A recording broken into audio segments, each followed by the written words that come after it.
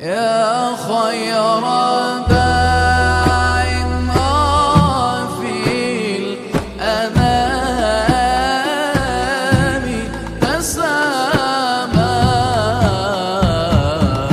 يا خير داع في الأنام تسامى يا خير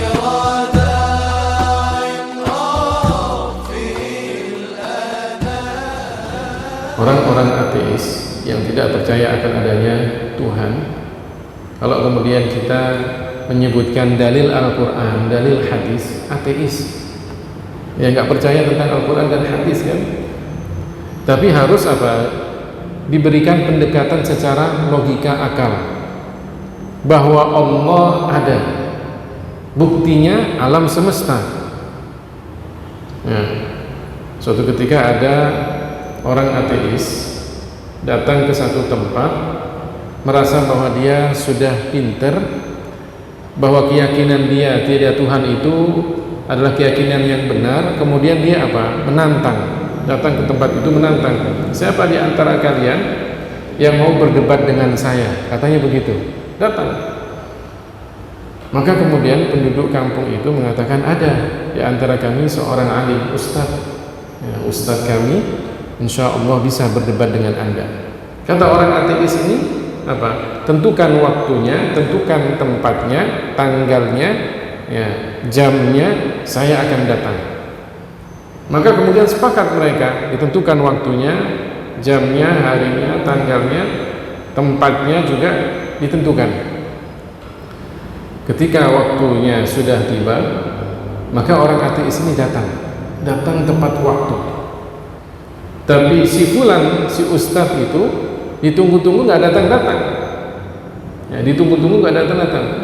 1 jam berlalu ditunggu nggak datang, 2 jam berlalu nggak datang. Orang ateis ini mengatakan, coba nih lihat ya, ustadz kalian ini apaan ini, ustadz apaan ini, nggak datang-datang. Buktinya sudah ditentukan waktunya, tempatnya ya, dia nggak datang-datang. Apakah dia ini tidak mau berdebat dengan saya, sudah kalah duluan sebelum berdebat ya. Ketika kemudian dia sedang ngomong begitu, datanglah ustadz ini, datang dengan jalan kaki pelan-pelan, datang sampai di tempat itu. Kemudian orang ateis ini mengatakan, kenapa ustadz terlambat? Bukankah kita sudah tentukan waktunya ya, dan tempatnya di sini, kenapa ustadz terlambat? Ustadz ini kemudian mengatakan, oh mohon maaf, rumah saya itu di seberang sungai. Saya waktu mau nyeberang sungai nggak ada perahu dan saya tidak pandai berenang. Saya kemudian duduk untuk nunggu perahu yang mau menyeberang. Lama saya tunggu nggak ada perahu. Tiba-tiba kemudian ya, dahan-dahan pohon, ranting-ranting pohon itu jatuh. Tiba-tiba jatuh dengan sendirinya. Kemudian ranting-ranting pohon itu tiba-tiba apa? Merakit menjadi perahu dengan sendirinya. Karena saya lihat ada perahu di depan saya naikin. Jadilah kemudian saya datang ke sini tapi terlambat. Ya, kata ustadz itu demikian. Apa spontan kata orang ateis ini? Apa dia katakan? Bohong.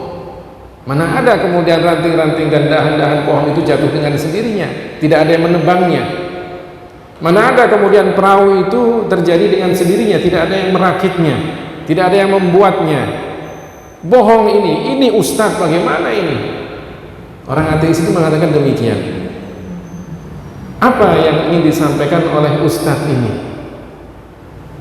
Beliau mengatakan, kalau Anda tidak percaya akan adanya ranting dahan pohon itu jatuh dengan sendirinya, Anda juga tidak percaya bahwa perahu itu merakit dengan sendirinya, bagaimana Anda percaya alam yang semesta ini begitu teraturnya? Anda katakan tidak ada penciptanya, itu lebih bohong lagi. Nah ini kan hanya sekedar apa? Memberikan logika akal. Sesuatu yang kecil saja pasti harus ada yang melakukan, anak kecil ketika kita colek dari belakang, gitu kan, tanpa sepengetahuan dia, ya, dalam pikiran dia, dalam benak dia akan mengatakan ada yang mencolek saya, meskipun dia nggak tahu. Tapi kan tabiatnya sudah mengatakan bahwa ada yang melakukan. Kalau ada colekan, pasti ada yang mencoleknya. Kalau ada tulisan, pasti ada yang menulis. Kalau ada bangunan, pasti ada yang membangun. Kalau ada pukulan, suara pukulan, pasti ada yang memukul. Hal-hal semacam itu kan sesuatu yang kecil, ya, di dunia ini. Maka alam semesta yang begitu teratur ini pasti ada penciptanya. Penciptanya tidak lain dan tidak bukan adalah Allah Subhanahu wa Ta'ala. Inilah logika-logika akal yang kemudian kalau kita sampaikan kepada orang-orang yang tidak percaya tentang Al-Quran, tidak percaya tentang hadis, maka itu bisa masuk kepada mereka. Rasulullah SAW sering menggunakan logika-logika akal ini. Jangan kemudian dikatakan, oh Pak Ustadz mengajarkan ilmu filsafat itu. Tidak, Rasulullah pun juga sering memberikan apa? Logika-logika akal itu. Ya. Tidak kemudian hanya mutlak ini Al-Quran, ini hadisnya. Ya. Memang Rasulullah ketika menyampaikan itu adalah apa? Wa ma yantiqu 'anil hawa in huwa illa wahyun yuha. Rasulullah tidak mengucapkan dari hawa nafsunya, tapi apa yang beliau katakan itu adalah wahyu yang Allah berikan kepada Rasulullah. Suatu ketika datang seorang, ya, mengadukan kepada Rasulullah tentang perihal warna kulit anaknya. Dia warnanya putih, istrinya warna kulitnya putih, anaknya warna kulitnya gelap. Sampai kemudian dia ini bingung. Apa kemudian dalam perasaannya, apa kemudian bahwa istri saya ini mungkin melakukan sesuatu yang tidak baik dengan orang lain, sampai kemudian anaknya warnanya tidak seperti dia, tidak seperti saya. Bingung dia, datang kepada Rasulullah, ya Rasulullah, saya punya anak tapi warna kulitnya tidak sama dengan saya atau istri saya, bagaimana ini? Rasulullah tidak kemudian mengatakan, oh itu sudah ketentuan Allah begitu. Ya kalau jawabannya seperti itu sudah selesai kan? Ya, itu kan sudah ketentuan Allah Subhanahu wa Ta'ala. Jawabannya selesai karena kita yakin bahwa segala sesuatu Allah yang menentukan. Tapi Rasulullah mengatakan apa? Agar orang ini berpikir, apakah kamu punya onta? Ya, kata orang ini, iya. Apa warna onta kamu? Merah. Merah, rata-rata merah.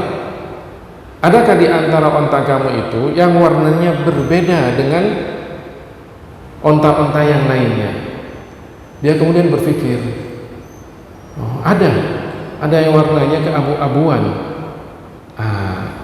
Onta yang warnanya berbeda itu bisa jadi apa? Dari ya sel atau gen dari kakek-kakeknya, ya, silsilah onta itu yang dulu. Ya, bukan dari yang sekarang sama kamu. Bisa jadi anak kamu itu juga ikut gen dari kakek-kakek kamu itu. Ya, mungkin di antara nenek moyang kamu juga ada warnanya yang seperti itu. Loh, itu kan apa? Berpikir secara logika akalnya demikian. Ya, Rasulullah SAW sering memberikan ya perumpamaan-perumpamaan, pendekatan-pendekatan dalam hal berpikir, sehingga kemudian kita menggunakan akal kita dengan baik sesuai dengan ajaran Al-Quran dan hadis Rasulullah SAW.